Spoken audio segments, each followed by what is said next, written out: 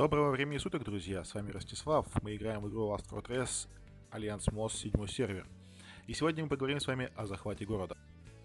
По правилам текущего сервера, для захвата города нужно выполнить несколько условий. Если это будет ваш первый город и у вашего альянса еще никогда не было земель, то вам достаточно просто переместиться к нему и начать атаку. Если же у вашего альянса уже есть город, то вам необходимо соединить города цепочкой тропинок, как сейчас на экране. Когда тропинка будет протоптана, и все члены Альянса, участвующие в захвате, переместятся как можно ближе к городу, ответственному офицеру необходимо установить метку с таймером времени. После этого можно начинать собирать сборы на снятие гарнизона города. Сборы собираются на час, 30 минут, 10 минут и 5 минут. Рекомендую собирать сборы так, чтобы они приходили одновременно с окончанием таймера.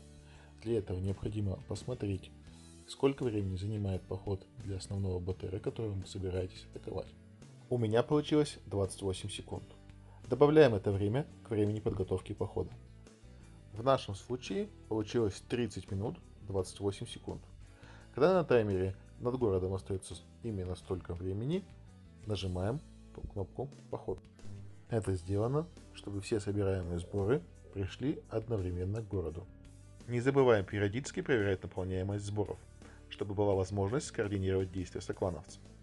Для снятия гарнизона с города первого уровня вполне хватило бы одного моего БТР, а для гарнизона города 4 уровня потребуется минимум 2 сбора на 6 БТР. При захвате города рекомендую использовать два типа построений. Первое построение для снятия гарнизона города, второе построение для снятия прочности города. Обратите внимание, что у первого БТР боевая мощность составляет почти 1 200 000. При этом разрушительная сила всего 150. У второго БТР боевая мощь всего 460, при этом разрушительная сила составляет 270. Пошел захват, снимаем гарнизон города. С этого момента время начинает играть против вас.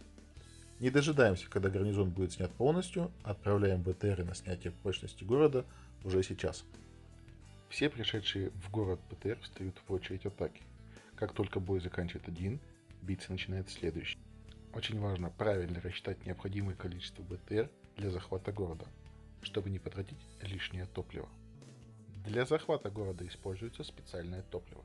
Оно расходуется всеми БТР, неважно каким БТР вы атакуете.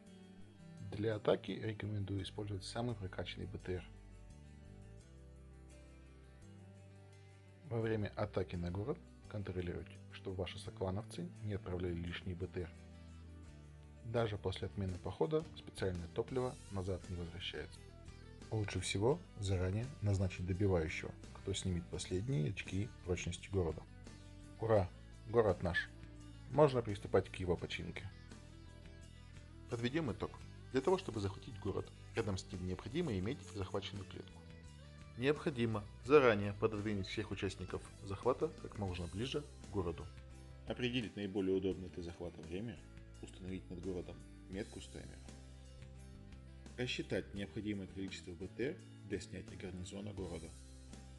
На всех этапах непосредственного захвата города использовать только самый прокачанный БТР. Постараться скоординировать действия всех участников захвата так, чтобы уложиться по 25 минут. Подготовить два набора бойцов, один для снятия гарнизона, второй для разрушения стены города. В целях экономии особого топлива назначить ответственного человека за добивание стены города.